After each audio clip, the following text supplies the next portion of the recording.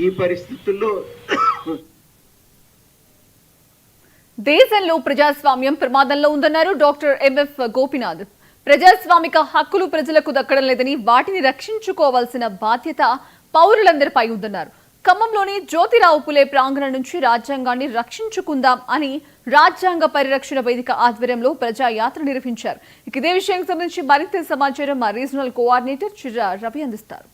ఇదేళ్ల ప్రజాస్వామ్యంలో స్వతంత్ర దినోత్సవాలు వేడుకలు జరుపుకుంటున్న సందర్భంలో రాజ్యాంగం ప్రమాదంలో పడింది. రాజ్యాంగ పరిరక్షణ వేదిక ఆధ్వర్యంలో పెద్ద ఎత్తున ప్రజల్ని చైతన్యవంతం చేయడం కోసం రథయాత్ర ప్రారంభమైంది. అయితే ఇప్పటికే ఈ రథయాత్రని ప్రముఖ వైద్య నిపుణులు అట్లాగే జాతీయ స్థాయిలో అనేక పేరు ప్రఖ్యాతలు ఉన్నటువంటి డాక్టర్ గోపీనాథ్ గారు ఈ రథయాత్ర ప్రారంభిస్తున్నారు. ఎందుకు ప్రారంభిస్తున్నారనే విషయాలని వారిని అడిగి తెలుసుకున్నాయి. సార్ చెప్పండి, ప్రధానంగా రాజ్యాంగ పీఠిక చేతిలో పట్టుకున్నారు. రాజ్యాంగ పరిరక్షణ కోసం ఏదైతే యాత్ర ప్రారంభించారు, దేనికోసం ఈ యాత్ర, ఎందుకోసం ప్రమాదంలో పడిందని భావిస్తున్నారు?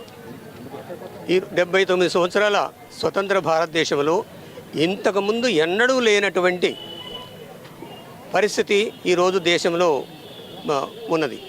అదేమిటంటే రాజ్యాంగం ప్రమాదంలో ఉంది. ఈ రాజ్యాంగం ప్రమాదంలో ఉంది అంటే ప్రజాస్వామ్యం ప్రమాదంలో ఉన్నట్లు లెక్క.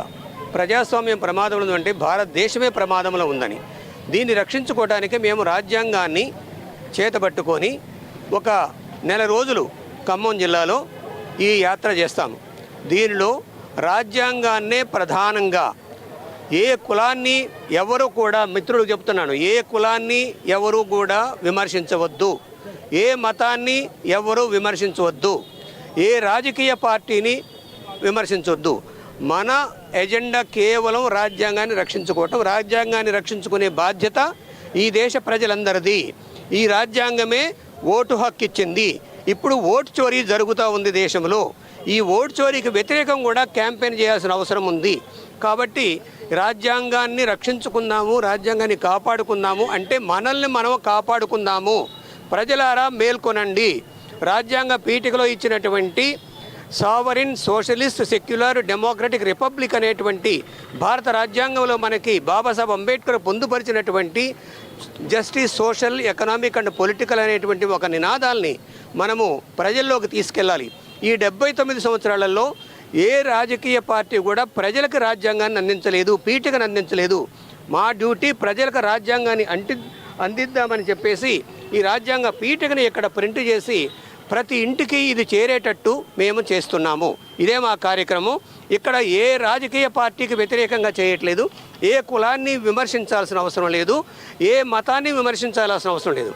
రాజ్యాంగంలో ఇచ్చినటువంటి జీవించే హక్కు, మత ప్రచార హక్కు, అదేవిధంగా అన్ని మతాలకి సమానత్వం, ఏది స్పిరిచువల్ డెమోక్రసీ ఉండాలని చెప్పేసి కూడా మేము డిమాండ్ చేస్తూ ప్రజలకు తెలియజెప్తూ ఈ కార్యక్రమాన్ని టేకప్ చేశాము. ఇది ఒక్క ఖమ్మం జిల్లాకైనా మొత్తం దేశవ్యాప్తంగా, రాష్ట్ర వ్యాప్తంగా ఏమన్నా జరపడానికి తలపెట్టారు? మాకు దేశవ్యాప్తంగా చేసేటువంటి అవకాశం లేదు, కానీ తెలంగాణ మొత్తం చేస్తాము. తెలంగాణ మొత్తం చేస్తాం. ఆంధ్రప్రదేశ్లో కూడా, తెలుగు రాష్ట్రాల్లో ఆంధ్రప్రదేశ్లో కూడా ఈ కార్యక్రమం మొదలు పెడతాం. చివరిగా ప్రజలకి ఏం చెప్పదలుచుకున్నారు? ప్రజలకు ఏం చెప్పదలుచుకున్నామంటే ఈ రాజ్యాంగ పీఠికని మీ పిల్లలతో చదివించుకోండి. ఈ రాజ్యాంగ పీఠికలో ఉన్నటువంటి సర్వసత్తాక సామ్యవాద లౌకిక ప్రజాస్వామ్య గణతంత్ర రాజ్యాంగాన్ని నిర్మించుకోవడానికి ప్రజలందరికీ, ఇక్కడ భారత రాజ్యాంగ పీఠిక అంత గొప్ప పీఠిక మనకు ఎక్కడ కనపడదు, ఏ పుస్తకంలో కనపడదు.